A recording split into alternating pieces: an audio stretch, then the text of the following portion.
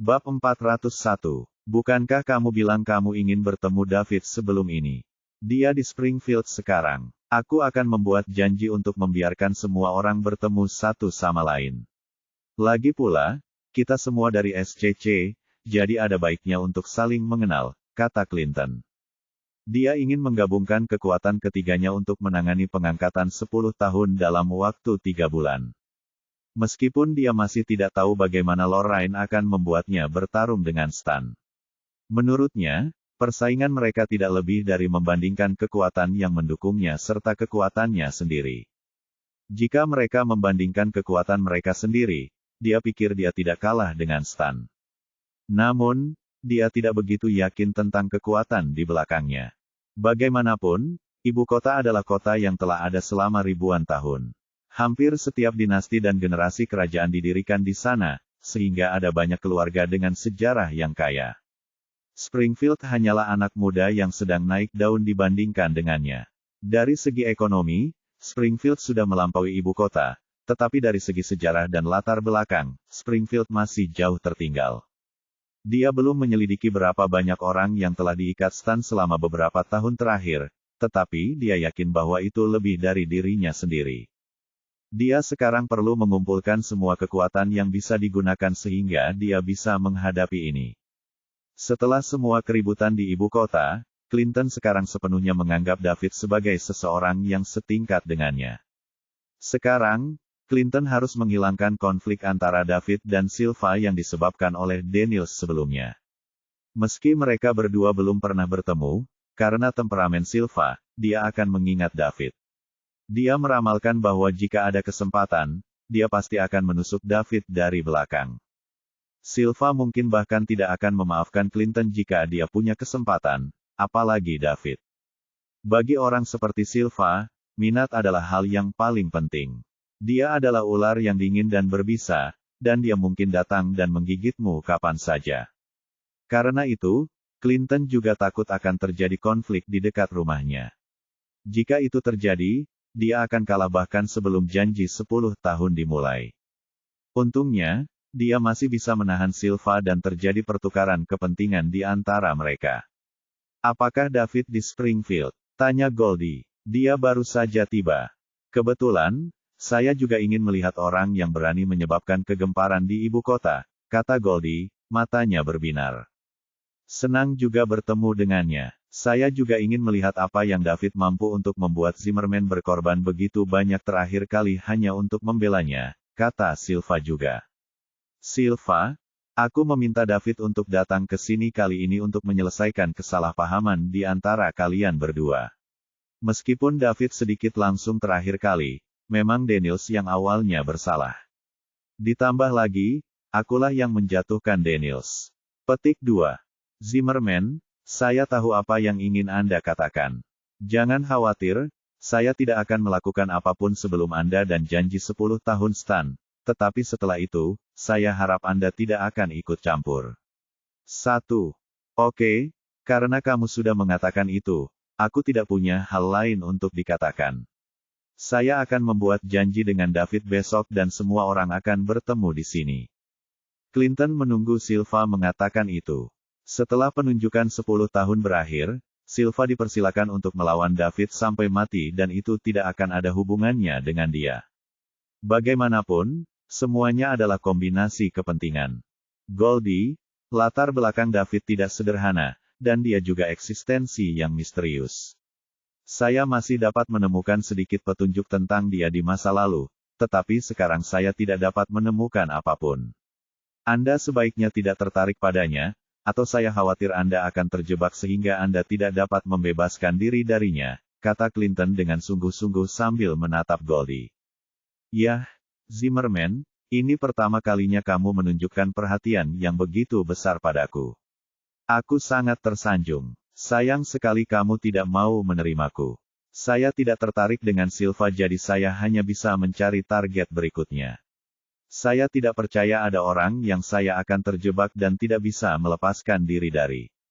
Akan lebih baik jika kamu tidak mengatakan apa-apa, tetapi karena kamu mengatakannya, aku benar-benar ingin mencobanya, jawab Goldie acuh tak acuh.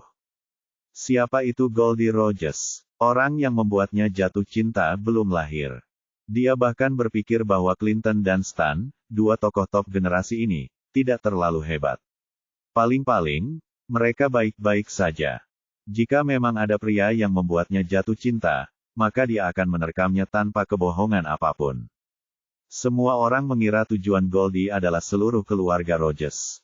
Namun, keluarga Rogers tidak berarti apa-apa baginya. Paling-paling, itu hanya batu loncatannya. Bab 402. Tujuannya tidak akan berhenti di situ.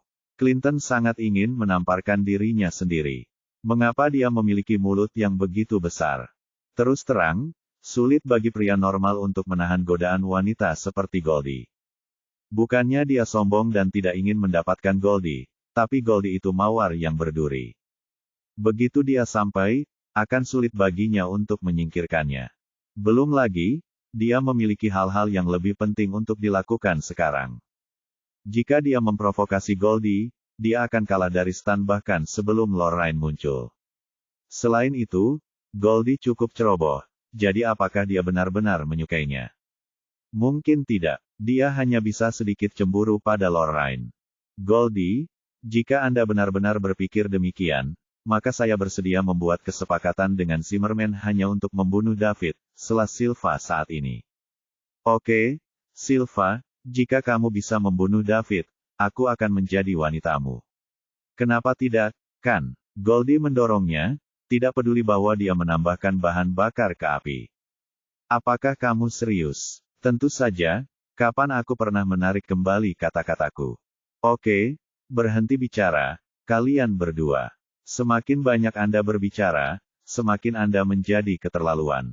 Silva, saya dapat memberitahu Anda bahwa identitas David terkait dengan Falcon, roh Summerland. Identitas tetapnya masih belum diketahui. Zachary, salah satu dari 8 petarung hebat dari fraksi, mati karena ini. Jangan bodoh, sela Clinton kepada mereka berdua.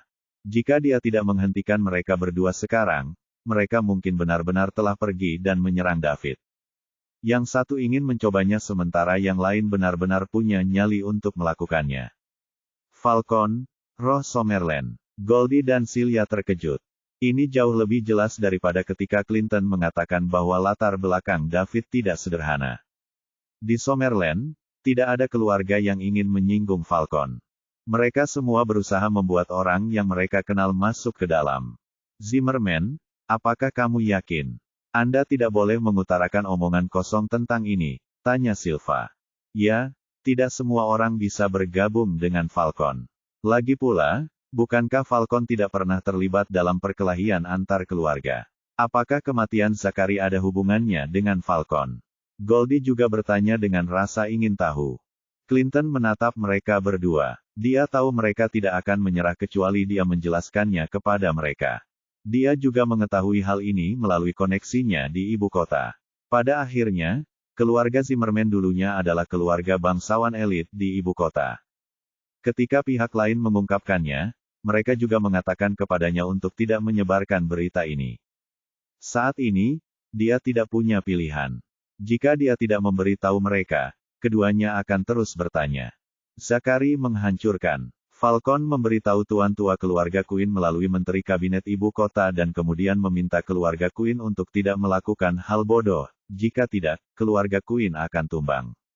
Jika tidak, mengapa keluarga Queen, keluarga kelas 1 di ibu kota, tidak berani mengambil tindakan? Mereka diam-diam menemukan anak haram untuk menggantikan Zachary dan bahkan mengatakan bahwa Zachary meninggal karena sakit mendadak. Bagaimana ini mungkin? Mengapa Falcon melakukan ini? Tanya Silva. Goldie juga menatap Clinton, matanya penuh keraguan. Falcon dan Satuan Tugas Khusus adalah dua departemen khusus di Summerland dengan kekuatan besar. Mereka biasanya tidak akan berpartisipasi dalam perjuangan antara keluarga bangsawan di negara ini sama sekali. Ini adalah fakta yang diketahui publik. Begitu mereka melakukannya, itu berarti hak-hak mereka dilanggar, dan keluarga yang terlibat akan tamat. Bab 403. Ini memang kasusnya. Jika saya tidak khawatir tentang Anda memulai konflik dengan David, saya akan tidak mengatakannya. Saya harap Anda akan berperilaku Petik 2. Setelah mengatakan ini, Clinton berhenti berbicara, bangkit, dan pergi. Silva dan Goldie saling memandang. Jika David terlibat dalam Falcon, maka segalanya akan sulit. Bukan karena mereka takut. Manakah dari keluarga bangsawan elit di Summerland yang tidak memiliki sejarah? Manakah dari keluarga bangsawan elit di Summerland yang tidak memiliki koneksi di tempat tinggi? Hanya saja agak sulit untuk mengambil tindakan terhadap David. Goldie baik-baik saja dengan ini karena dia tidak punya dendam terhadap David. Dia hanya ingin tahu dan ingin Silva mencari tahu siapa David. Lagi pula, apa yang dilakukan David kali ini memang agak menonjol dan dia cukup misterius. Semua orang ingin mengetahui lebih banyak tentang dia. Di sisi lain, Silva memiliki daging sapi dengan David. Siapa yang tidak tahu bahwa Morris adalah suaminya? Meski begitu, seluruh keluarga Daniel tersingkir karena David. Meskipun Clinton juga memberikan manfaat yang cukup untuk mengkompensasinya, David sendiri tidak menawarkan apapun sebagai gantinya. Banyak orang di Springfield membicarakan dia di belakang tentang masalah ini. Mereka mengatakan bahwa Silva adalah orang yang tidak bisa diandalkan. Orangnya dicabut dan dia tidak melakukan apa-apa, yang secara serius merusak reputasinya. Dia tidak bisa melakukan apapun pada Clinton sekarang, tetapi dia akan mengalahkan David terlebih dahulu untuk membenarkan namanya. Namun, dari kelihatannya sekarang, dia masih harus memikirkan rencana lain. Oke, aku juga pergi. Silva, dilihat dari penampilanmu sekarang, kurasa kau sudah ketakutan setengah mati, jadi kupikir aku sendiri yang harus mengambil tindakan terhadap David. Ketika Goldie hendak pergi, dia tidak lupa memicu Silva. Silva terus berpikir sendiri. Dia bukan orang yang tidak punya otak dan tidak akan gegabah berurusan dengan David hanya karena ucapan provokatif Goldie. Dia masih perlu merenungkan hal ini dengan hati-hati kalau-kalau dia mendapat masalah. David sedang menemani Pearl dalam tur Springfield ketika Clinton menelepon untuk memintanya bertemu keesokan harinya. David memiliki kesan yang baik tentang Clinton. Dia tahu bahwa mereka hanya bertukar minat karena sebelumnya Clinton telah membantunya. Karena itu, dia menerima. Kebetulan Pearl akan membawa anak buahnya untuk berkembang ke luar negeri saat ini. Dia pikir dia sudah melakukan yang terbaik untuk memenuhi permintaan Pearl. Selama 3 hari ini, dia cukup santai dan keduanya bersenang-senang. Sangat menyenangkan untuk bersantai seperti ini sesekali. Pearl tampaknya telah berubah dari wanita pengusaha yang tidak tersenyum menjadi gadis yang ceria dan ceria seperti dulu. Keesokan harinya, Pearl siap meninggalkan Summerland dengan tim elit yang dipilihnya. David membawa mereka ke bandara. Mutiara, perjalanan yang aman. Setelah Anda memiliki tata letak dan berada di jalur yang benar, Anda dapat kembali. Aku akan menunggumu kembali dengan penuh kemenangan untuk mengadakan makan malam penyambutan untukmu, kata David. Saya mengerti, Tuan Liddell. Namun, saya tidak perlu makan malam yang ramah. Kamu hanya perlu menemaniku selama 3 hari lagi, kata Pearl sambil tersenyum. Meskipun dia tersenyum, ada kelembaban di matanya. David terkejut ketika dia menatap Pearl dengan tatapan kosong. Setelah beberapa saat, dia berkata, "Oke, aku akan menemanimu selama 5 hari kalau begitu." Anda berjanji. Pearl sangat enggan, tetapi dia tidak punya pilihan. Karena David memintanya melakukan ini, dia harus pergi. Dia tidak tahu kapan dia akan kembali setelah dia pergi. Lebih jauh lagi, 3 hari ini jelas merupakan 3 hari paling bahagia dalam 20 tahun lebih dalam hidupnya. Dia telah bepergian ke seluruh Springfield dengan orang yang disukainya. Mereka pergi kemanapun dia ingin pergi dan melakukan apapun yang dia ingin lakukan. David juga sepenuhnya mengikuti pengaturannya. Mereka seperti pasangan. Mereka makan, menonton film, berbelanja, dan pergi ke pasar malam bersama. Untuk memiliki 5 hari yang lebih bahagia di masa depan, dia harus bekerja keras dan mencoba yang terbaik untuk kembali sesegera mungkin. Pada saat mereka akhirnya berpisah, semua orang sudah memasuki lorong. Sekarang, hanya Pearl dan David yang tersisa. Ayo, Pearl, gerbang boarding akan segera ditutup, kata David kepada Pearl sambil melihat semua orang pergi. Mutiara tidak berbicara. Sebaliknya, dia menatap David dengan kedua tangan terentang. David ragu-ragu sebelum mengambil beberapa langkah ke depan dan memeluk Pearl. Keduanya berpelukan selama lebih dari 10 detik. Pearl berbisik di mobil David, "Dev, saat aku kembali, aku akan mengajakmu berenang di kolam renang pribadi hanya dengan kita berdua." Setelah berbicara, dia mendorong David menjauh, tetapi dalam prosesnya, Pearl menekan bibirnya dengan ringan di bibir David sebelum dia berpisah darinya dan berbalik untuk pergi. Kemudian, Pearl memasuki bagian boarding. David masih berdiri di sana dengan pandangan kosong. Kemudian, dia menyentuh bibirnya. Apakah Pearl baru saja diam-diam menciumnya? Dia sangat berani. Ditambah lagi, dia juga melihat air mata Pearl jatuh saat dia berbalik. Pearl adalah kandidat terbaik untuk pergi ke luar negeri menurutnya. Bukannya yang lain tidak cocok, tetapi mereka tidak akan memiliki efek yang ideal. Lagi pula dia tidak berusaha menghasilkan uang. Siapa yang tidak tahu cara menghabiskan uang? Hanya saja dia ingin mengembangkan Islik Capitals hingga bisa mengendalikan ekonomi global. Jika itu orang lain, mungkin perlu waktu lebih lama. Plus, jika dia meminta yang lain untuk pergi, mereka tidak akan berani seperti Pearl ketika mereka menghabiskan uang. Oleh karena itu, poin mewah akan meningkat jauh lebih lambat. Sayangnya, banyak hal telah berkembang hingga titik ini, dan dia benar-benar tidak tahu bagaimana menghadapi hubungannya dengan Pearl. Wanita ini telah membantunya selama ini. Pearl telah melakukan segalanya sejak Islik Capitals awalnya didirikan dan yang harus dilakukan David hanyalah berinvestasi di dalamnya. Selain meminta perusahaannya selama 3 hari kali ini, dia tidak pernah membuat permintaan lain. Ditambah lagi, ini juga bukan permintaan. Awalnya, David mengira Pearl adalah seorang wanita yang menyembah uang dan dia hanya dekat dengannya karena ini. Saat itu, dia baru saja mendapatkan sistemnya, jadi dia bertingkah seperti pemula. Memikirkan kembali sekarang, dia telah berperilaku sangat kekanak-kanakan. Ketika keluarganya datang, David menyadari Pearl tidak menyembah uang sama sekali. Jika tidak, dia tidak akan mengirim semua uang yang dia hasilkan kembali ke rumah selama bertahun-tahun, menyebabkan dia tidak pernah menikmati makanan lengkap atau pakaian hangat. Dia miskin ketika dia masih muda, dan dia takut akan hal itu. Itulah mengapa dia berpikir bahwa uang dapat memberikan keamanan baginya. Pada saat yang sama, dia tidak bisa menolak berbagai alasan keluarganya untuk meminta uang padanya. Itulah yang menyebabkan dia merindukan uang dan membuat orang lain berpikir bahwa dia memujanya. Wanita ini tidak sama dengan wanita pemuja uang di luar sana. Mereka hanya memikirkan diri mereka sendiri dan uang, dan mereka tidak akan pernah menjalin hubungan. Sementara itu, Pearl jelas menghargai hubungan, yang membuat David tidak tahu apa-apa dan tidak yakin apa yang harus dilakukan. Ketika David tidak dapat menyelesaikan masalahnya dengan uang, dia akan mulai merasa tersesat. Mendesah. Setelah ini, David menghela nafas, berbalik, dan pergi. Bab 404. Setelah David kembali dari bandara, dia langsung pergi ke Rubik's Club. Clinton meneleponnya setengah jam yang lalu membayangkan bahwa mereka ada di Rubik's Club. Namun, saat itu, dia baru saja mengirim Pearl dan yang lainnya ke bandara. Dia pasti tidak akan pergi lebih awal sebelum Pearl naik ke pesawat. Setelah tiba di klub Rubik dan mengungkapkan tujuannya, dia dibawa ke lantai atas oleh seorang petugas.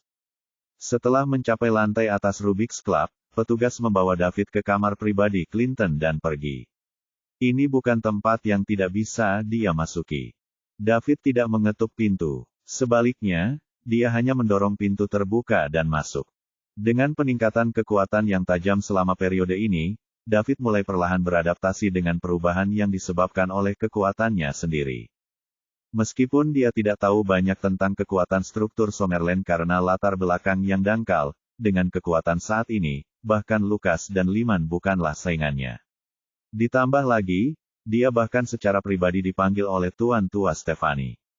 David tidak muda, tetapi statusnya dapat dikatakan telah sepenuhnya melampaui generasi muda seperti Clinton dan Stan. Jika Anda benar-benar ingin berbicara tentang siapa yang menjadi nomor satu di antara generasi muda, Clinton dan Stan harus mundur jika David mengambil tindakan. Selain menjadi yang terbaik di antara generasi muda, David juga termasuk salah satu kelompok kecil orang-orang yang terbaik bahkan di antara generasi tua di seluruh Summerland. Setelah mengemudikan pintu terbuka, David melihat 3 orang muda duduk-duduk dan menjorok. Salah satunya adalah Clinton. Ketika Clinton melihat David, dia berdiri dan berkata, "Dev, kamu di sini. Silakan, duduk dimanapun Anda suka." Perkenalkan, keduanya adalah pendiri SCC. Ini Silva dan ini Goldie. Silva memandang David, melirik sekilas, meniru ular berbisa. Dia tidak menangkapmu atau berbicara. Ketika Goldie memandang David, matanya bersinar.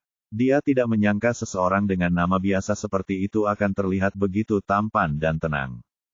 Setidaknya dari segi penampilan, David memberikan Silva mengalahkan telak, pria yang telah dihancurkan oleh anggur dan wanita.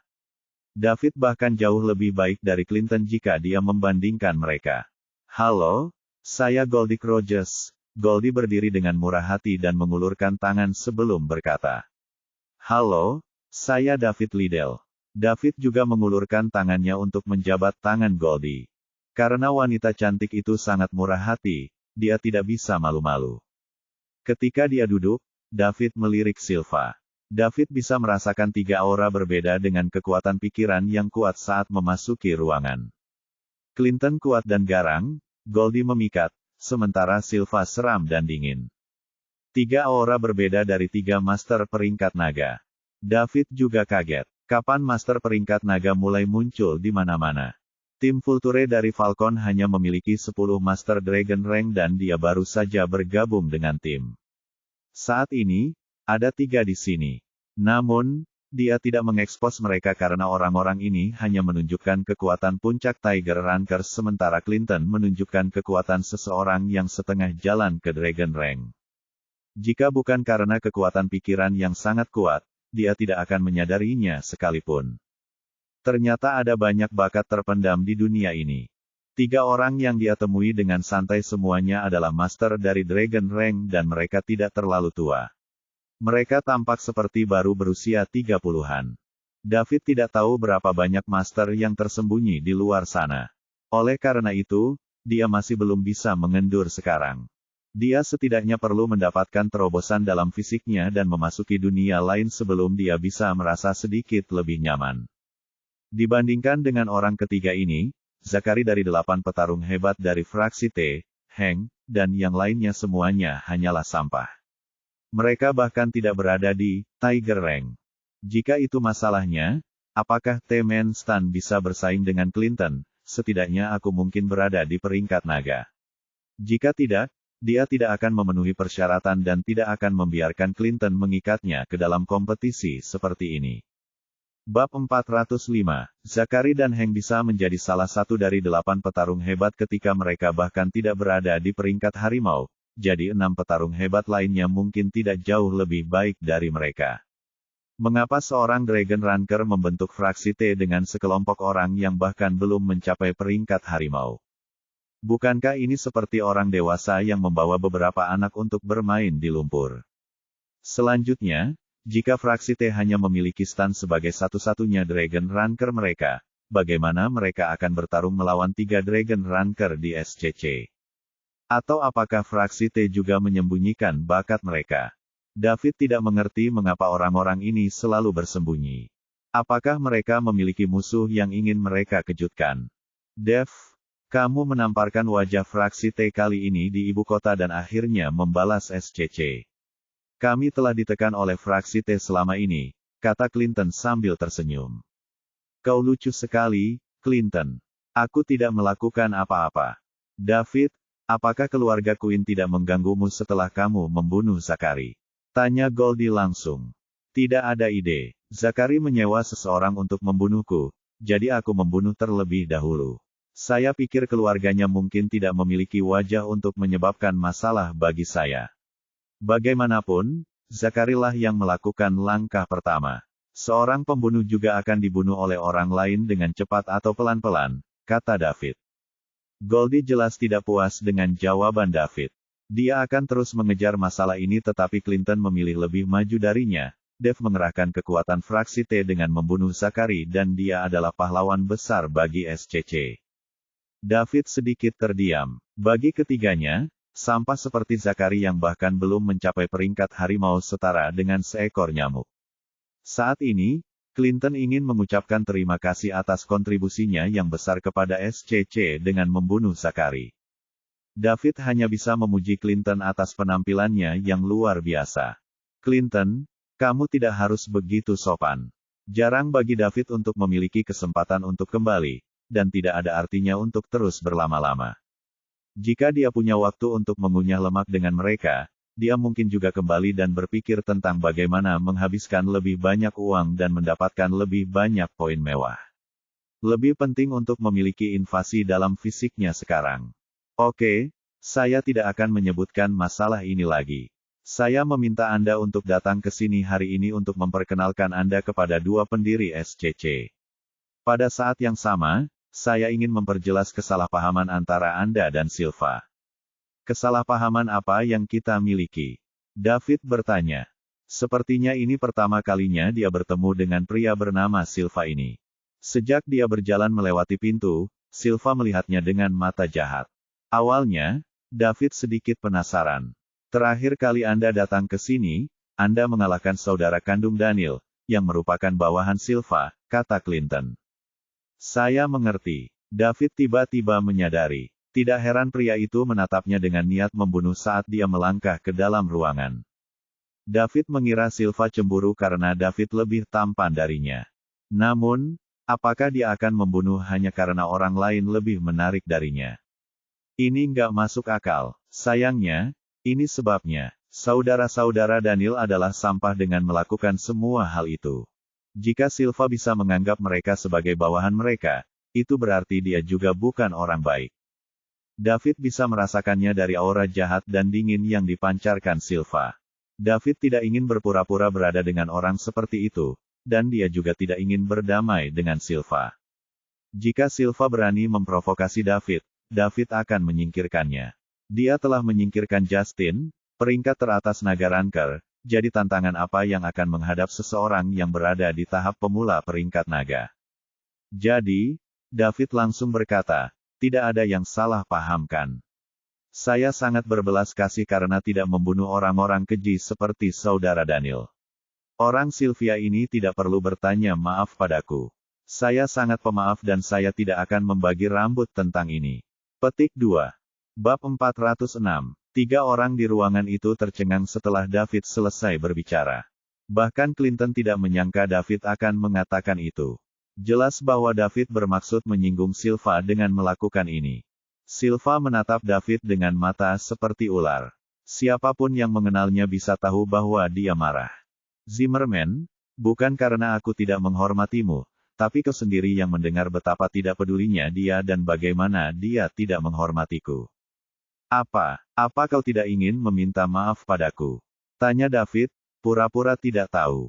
Meminta maaf padamu. Apakah Anda pikir Anda memenuhi syarat untuk itu? David, jangan berpikir kamu bisa melakukan apapun yang kamu mau hanya karena keluarga Queen tidak bisa melakukan apapun padamu setelah kamu membunuh Zachary. Biarkan saya memberitahu Anda, keluarga Queen masih bermil-mil jauhnya dari lingkaran elit di Summerland, kata Silva dengan jijik. Apakah kamu mengatakan keluargamu sangat kuat? Kamu akan segera tahu apakah kami cukup kuat. Zimmerman, saya harus pergi sekarang karena saya masih memiliki sesuatu yang harus saya urus. Jangan khawatir, saya akan melakukan apa yang saya janjikan, tetapi setelah janji, saya harap Anda tidak mengganggu lagi, kata Silva sebelum berdiri dan pergi. Silva pasti tidak bisa berbuat apa-apa untuk David dengan Clinton sekitar hari ini. Jika tidak, dia tidak keberatan mengajari David pelajaran. David hanya menunjukkan kekuatan seorang ranker harimau menengah. Namun, dia masih muda dan sekitar 10 tahun lebih muda dari Clinton dan yang lainnya. Dia benar-benar jenius karena bisa menjadi ranker harimau menengah pada usia ini. Dia pergi begitu saja, betapa membosankan. David mengira Silva akan melakukan sesuatu padanya. Benar saja, masih ada perbedaan antara anak-anak kaya elit ini dan orang-orang seperti Zachary. Paling tidak, mereka jauh lebih licik dan canggih daripada Zachary. Silva tidak tahu bahwa kehadiran Clinton adalah hal yang memungkinkan dia untuk melarikan diri untuk saat ini. Jika tidak, jika dia berani mengambil tindakan, David akan melumpuhkannya bahkan jika dia tidak membunuhnya. Dev, tolong beri saya sedikit wajah dan jangan terlibat konflik dengan Silva untuk saat ini, kata Clinton.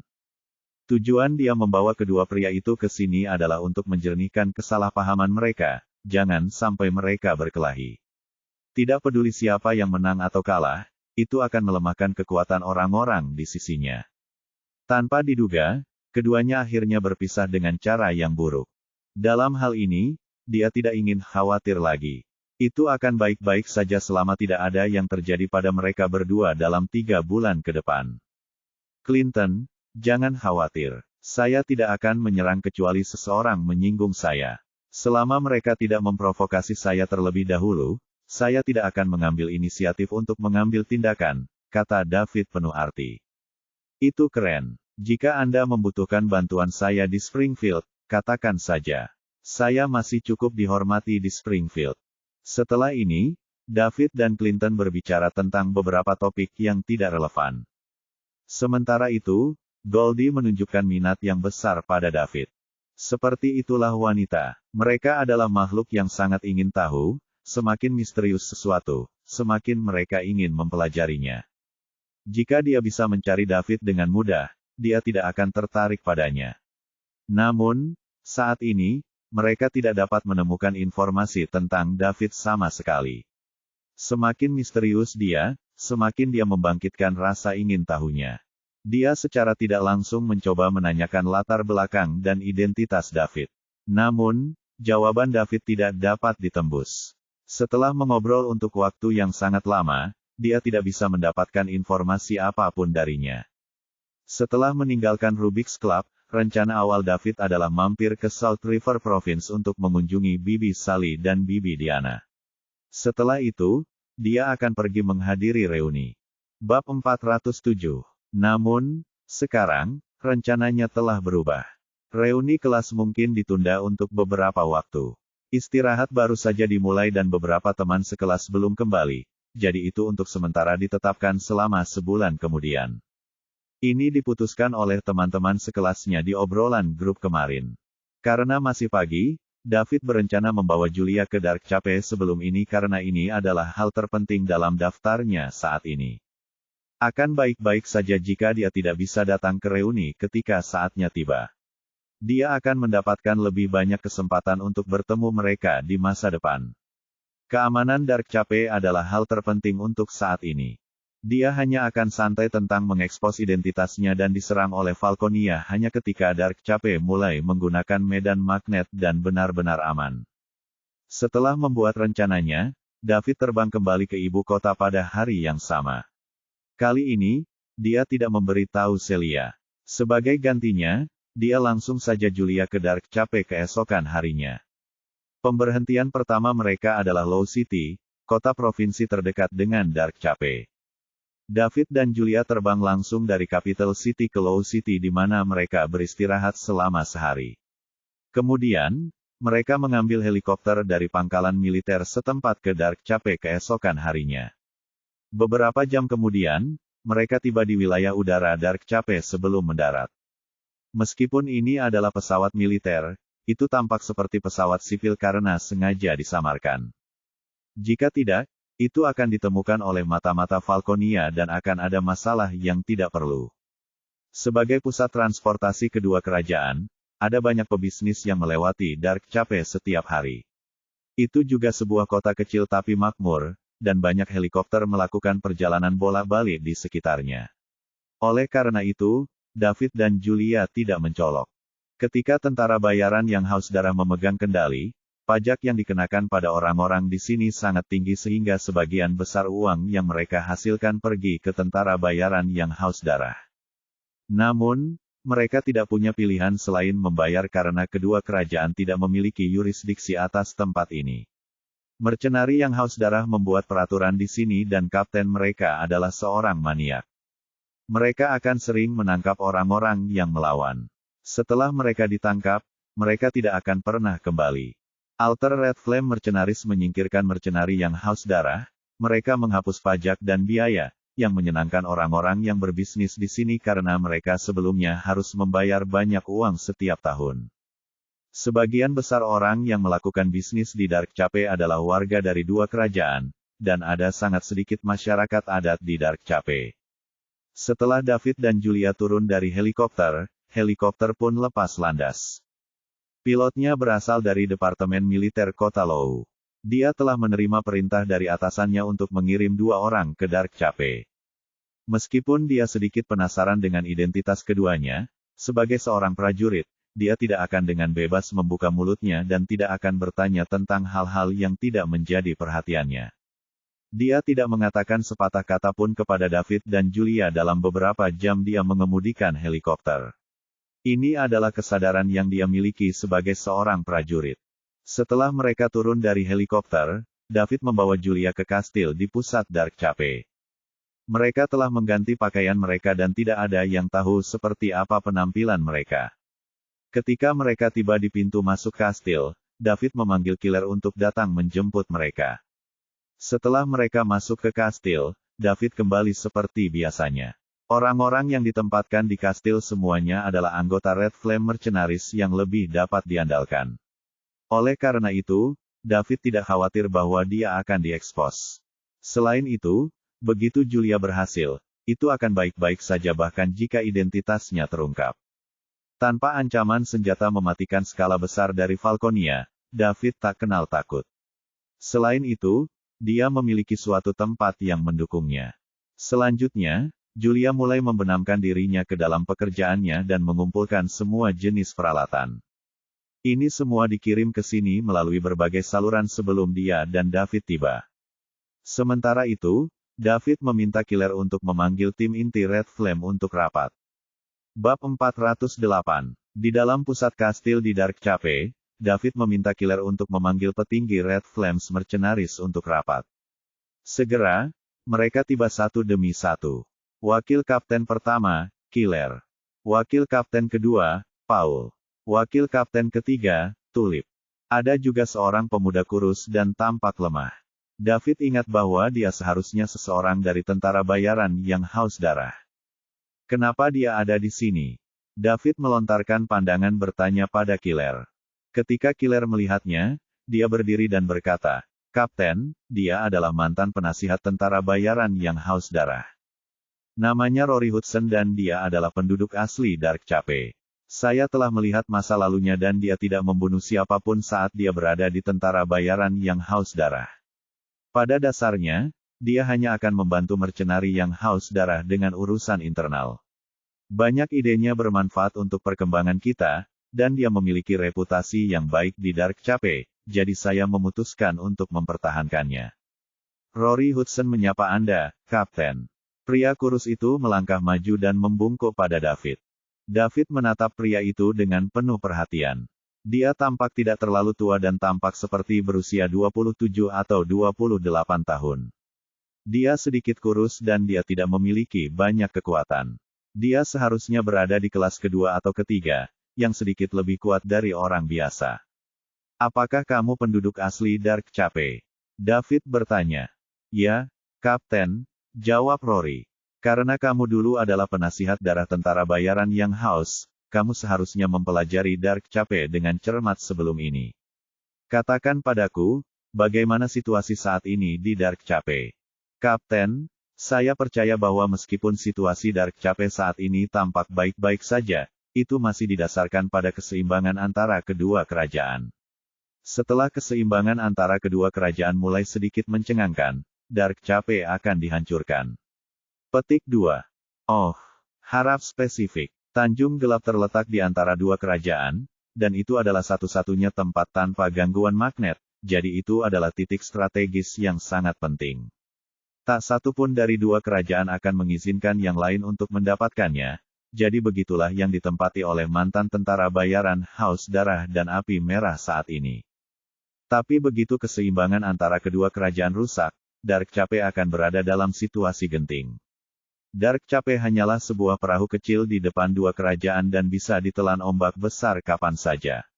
Tidak peduli ke sisi mana Dark Cape condong, itu hanya akan berakhir kehancuran. Petik 2. Jadi, bagaimana ini harus diselesaikan? David bertanya lagi. Jika kamu ingin menyelesaikan masalah, pertama, tidak peduli kekuatan mana yang menempati Dark Cape, harus ada kekuatan tempur kelas atas untuk menghalangi semua pihak. Kekuatan Tyrant sebagai Dragon Ranker puncak tidak cukup, dan mereka setidaknya harus memiliki kekuatan yang setara dengan milikmu, Kapten. Kedua, Dark Cape harus menemukan cara untuk menarik medan magnet di sekitarnya sehingga kedua penguasa tidak dapat menggunakan senjata mematikan skala besar di Dark Cape. Kondisi kedua ini sangat diperlukan. Sisanya adalah untuk memperkuat Red Flame dan mempersenjatai Dark Cape. Setelah Rory berbicara sebentar, dia berhenti berbicara. Dia memercayai David untuk memahami apa yang dia katakan. Dari penghapusan pajak David di Dark Cape hingga pembelian senjata canggih secara royal, David jelas merupakan orang yang akan mencapai hal-hal besar. Dia ingin menyampaikan pendapat ini kepada Tyrant sebelumnya, tetapi Tyrant tidak cukup kuat untuk menghalangi semua pihak, jadi dia melepaskan pemikiran itu. Bahkan jika dia mengutarakan pikirannya dan Tyrant melakukan apa yang diperintahkan, siapapun dengan kekuatan David akan dapat melenyapkan tentara bayaran yang haus darah.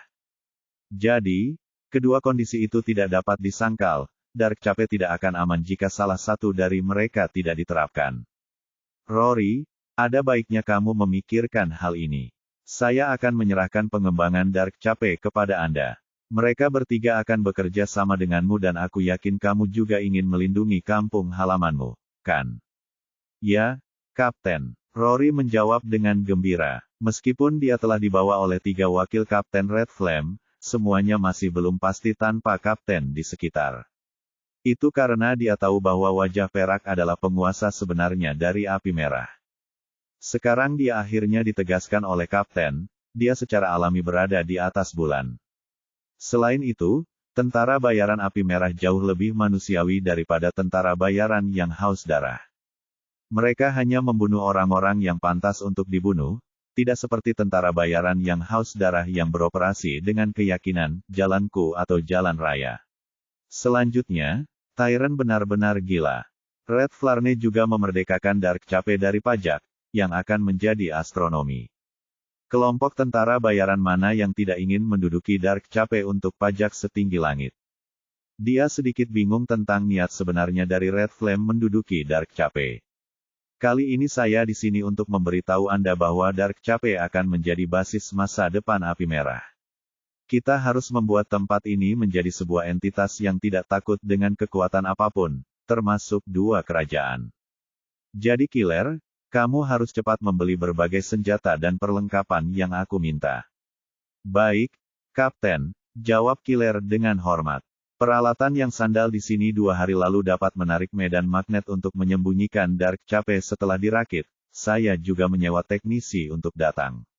Aku tidak akan lama sebelum Dark Cape dapat menghentikan serangan rudal besar.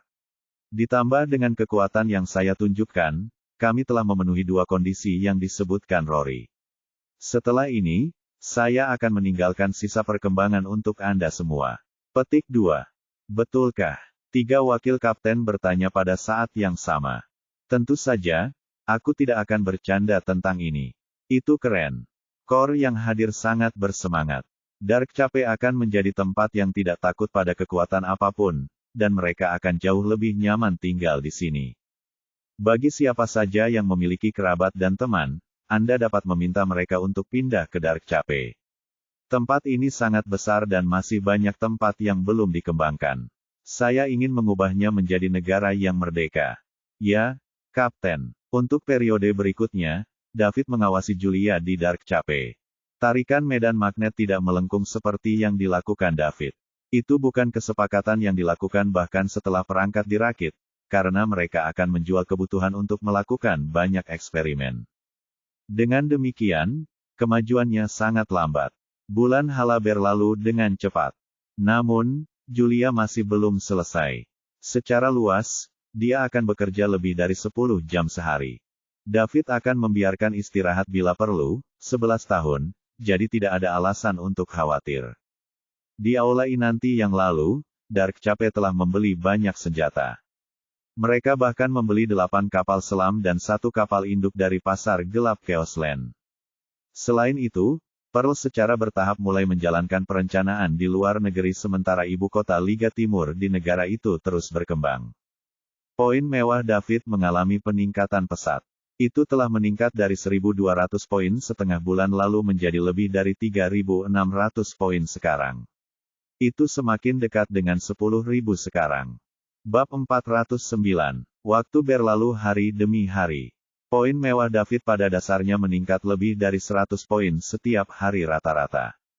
Pada tingkat ini, tidak akan lama bagi David untuk meningkatkan fisiknya dan mencapai ranah berikutnya. Ketika itu terjadi, dia akan benar-benar tidak takut. 10 hari atau lebih berlalu dan poin mewah David telah mencapai 5.000 poin. Pada hari ini, semua orang di Dark Cafe tiba-tiba tidak dapat melakukan panggilan dengan ponsel mereka. Semua komunikasi nirkabel terputus. Hanya telepon rumah yang bisa digunakan. Namun, hanya butuh beberapa menit sebelum pulih. Semua orang tidak terlalu terganggu. Sementara itu, di kastil pusat Dark Cafe, beberapa anggota inti Red Flame Mercenaries bersorak gembira. Eksperimen menarik medan magnet akhirnya berhasil. Di masa depan, Dark Cafe tidak perlu lagi takut dengan serangan rudal yang dikendalikan dari jarak jauh. Begitu terdeteksi oleh radar, tarikan medan magnet akan segera diaktifkan dan rudal akan kehilangan arah atau bahkan macet. Ini adalah berita bagus untuk Dark Cafe. Hanya David, yang didukung oleh seluruh negara Summerland, yang dapat mencapai tujuan ini dengan begitu cepat. Kalau tidak, itu mungkin hanya mungkin setelah mereka menunggu teknologi ini menjadi populer. Saat ini, hanya ada beberapa negara besar di dunia yang dapat memanipulasi medan magnet ke tingkat ini. Julia bekerja lebih dari 10 jam sehari selama lebih dari 20 hari dan dia telah kehilangan banyak berat badan. Tanjung Gelap. Di dalam lab Central Castle. Beberapa anggota inti Red Flames Mercenaries telah meninggalkan lab dan mereka memanggil anggota tingkat menengah Red Flame untuk memberitahu mereka berita tersebut. Nona Stephanie, terima kasih, David mengucapkan terima kasih dengan tulus. Mulai sekarang, dia tidak perlu dengan sengaja menyembunyikan identitasnya. Bahkan jika itu diekspos, itu tidak masalah. Falconia memiliki kekuatan yang mirip dengan Summerland. Tanpa ancaman rudal jarak jauh, dia tidak akan takut selama mereka tidak mengirim penjaga. Jika Falconia mengirim para penjaga, Summerland tentu saja tidak akan tinggal diam. Kekuatan tempur tingkat atas dari kedua belah pihak berada di bawah pengawasan pihak lain, dan begitu seseorang bergerak, mereka akan segera ditemukan oleh pihak lain. Dengan demikian, kedua kerajaan tidak akan bertindak gegabah. Ini terutama benar dalam situasi saat ini di mana semuanya tidak diketahui. Saat medan magnet terus berkembang, Wali akan menjadi kekuatan mutlak untuk mengendalikan dunia. Tidak ada kerajaan yang mampu untuk kalah. David, kamu tidak harus begitu sopan padaku. Anda juga salah satu dari kami di Summerland. Plus, kamu bahkan menyelamatkanku terakhir kali, kata Julia kelelahan. Dia telah berada di lingkungan kerja dengan tekanan tinggi selama lebih dari 20 hari dan itu memang berat baginya. Lagi pula, dia hanya orang biasa. Nona Stephanie, istirahat dulu. Anda telah bekerja selama berhari-hari sehingga Anda harus beristirahat dengan baik. Kami hanya akan kembali ketika Anda sudah cukup pulih, kata David. Oke, namun, Anda harus berhenti memanggil saya Nona Stephanie. Panggil saja aku Jules. Kurasa itu tidak pantas, kata David ragu-ragu. Jules terdengar terlalu akrab, dan David tidak terbiasa dengan ini. Apa yang tidak pantas tentang ini? Teman-temanku semua memanggilku seperti itu, atau apakah kamu mengatakan bahwa kamu tidak melihatku sebagai temanmu? Tanya Julia. Tidak mungkin. Anda telah membantu saya begitu banyak, bagaimana mungkin saya tidak melihat Anda sebagai teman saya? Datang saja padaku jika kamu butuh sesuatu di masa depan. Selama itu dalam kekuatanku, aku tidak akan mengatakan tidak. Kamu sendiri yang mengatakan ini. Aku akan kembali untuk beristirahat sekarang.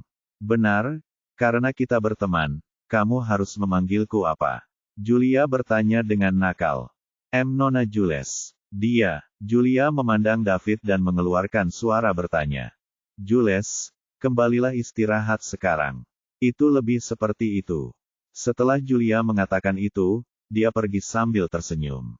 Bab 410. David tinggal di lab sendirian. Dia melihat perangkat di depannya. Pada saat ini, indeks keamanan Dark Cape telah meningkat secara eksponensial. David melirik panel sistem. Poin mewahnya telah mencapai 5.200 poin. Jika dia memperoleh 4.800 poin lagi, dia bisa terus meningkatkan fisiknya. Setelah fisiknya membaik, dia juga akan memasuki alam berikutnya, yang merupakan penjaga alam legendaris. Pada saat itu, dia seharusnya tidak begitu berdaya sehingga dia tidak bisa melawan Mason, kan? David berbalik dan meninggalkan lab sebelum memasuki aula. 3 wakil kapten, Rory, dan lebih dari berpikir anggota kelas menengah Red Flame berpesta di aula. Mereka meminum sampanye untuk merayakannya. David pergi ke kursi utama dan duduk. Orang-orang di bawahnya berhenti sekaligus. Pembunuh, panggil David. Ya, Kapten. Kita harus memperkuat laboratorium pertahanan. Kirim orang kami yang paling dapat diandalkan untuk menjaganya. Mulai hari ini dan seterusnya, Dark Cape akan bebas dari batasan kedua kerajaan. Ya, Kapten, jawab Killer keras. Pada saat ini, dia juga sangat bersemangat. Dia menghasilkan banyak teman pada waktunya di Tanah Kekacauan, yang melebihi 10 tahun. Pada saat yang sama, dia juga menyaksikan kematian mereka secara langsung. Keinginan terbesarnya dalam hidup ini adalah untuk membalas dendam orang tua dan kemudian menemukan tempat untuk menetap dengan saudara-saudaranya dalam kematian yang terjadi selama ini. Kedua keinginan itu sekarang telah terpenuhi. Dark Cape tidak lagi takut dengan ancaman Falconia. Ditambah lagi, anak buahnya juga bisa menikah dan punya anak di sini sambil menjalani kehidupan yang baik. Semua orang yang hadir adalah elit Red Flame. Di masa depan, api merah akan tumbuh memanjang hingga ke sudut dan Anda juga akan menjadi inti dari api merah. Meskipun Anda tidak perlu keluar untuk melakukan tugas dan Anda akan memiliki kehidupan yang stabil, saya harap Anda tidak menyia-nyiakan seni bela diri Anda. Di masa depan, seni bela diri akan berkembang secara bertahap, jadi saya harap Anda dapat terus bekerja keras dan membawa kami menuju kesuksesan yang lebih besar. Ya, Kapten, kami pasti akan memenuhi harapan Anda. Petik 2. Selusi orang menjawab bersama-sama. Baiklah, pergilah bersenang-senang. 2 hari kemudian, David meninggalkan Dark Cape secara diam-diam bersama Julia. Setelah 1 hari, David dan Julia kembali ke ibu kota.